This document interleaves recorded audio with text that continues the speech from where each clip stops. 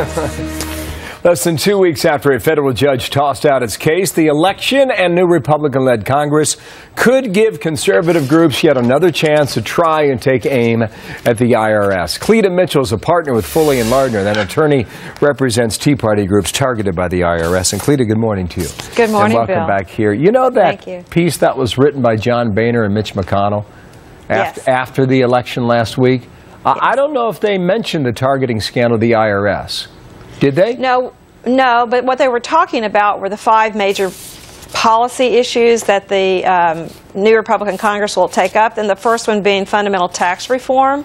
And my point is that if you really want tax reform in terms of changing things in the tax code, you're only doing half the job if you don't also go after the IRS as an agency and the processes by which it abuses American taxpayers. I get it. I understand your point you're making, but understand my point. If they did not mention it, does that suggest it's not a priority? I don't think so at all, because I think you have some new incoming chairmen in the Senate who are known for being willing to take on the IRS, Senator Grassley, Senator Hatch, Senator Ron Johnson from Wisconsin.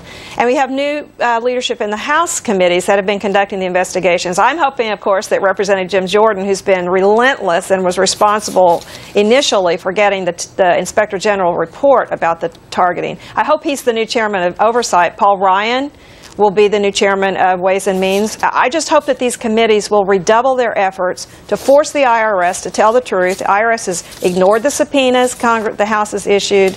They've done. The Justice Department has not done anything to enforce the contempt citation passed by the House against Lois Lerner. And all I'm saying is, well, in the new Congress, let's do it. As you list all that, I'm just wondering if this cause is dying. I mean, do you get that sense or not? I think that that's what the IRS and the Obama administration and the Department of Justice have been hoping. Let's just do this rope-a-dope, string it along, hope that it just peters I'm sorry, out. Cleta, I get your point, but is it dying on behalf of Republicans? Is that what you're afraid of? Well, sure, I'm always afraid of that, except that I don't think that that's the case. I think that these Republicans actually do care about getting to the bottom of this, and we have new leadership. The Senate Republicans have not been allowed to pursue the investigation. They got a whitewash from Senate Democrats, the IRS did. So I guess what I'm doing is trying to encourage what I think are the natural tendencies of these new leaders. Okay. And I think we'll know a lot by who gets elected chairman of the House Oversight Committee. You wrote a piece just a couple days ago on the screen for our viewers. These are some of the things that you're hoping to get done, and that you believe Congress should investigate the following: all targeting based on political contributions, the IRS seizure of assets without due process, disclosure of taxpayer information to the media. I mean, in a broad sense, that's what you're looking for, right?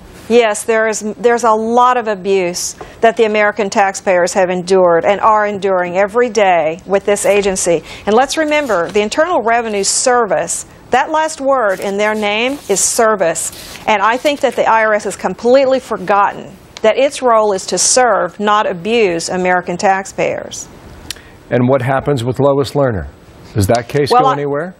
I think those are great questions that the Senate Judiciary Committee should ask this nominee for Attorney General during the confirmation hearings.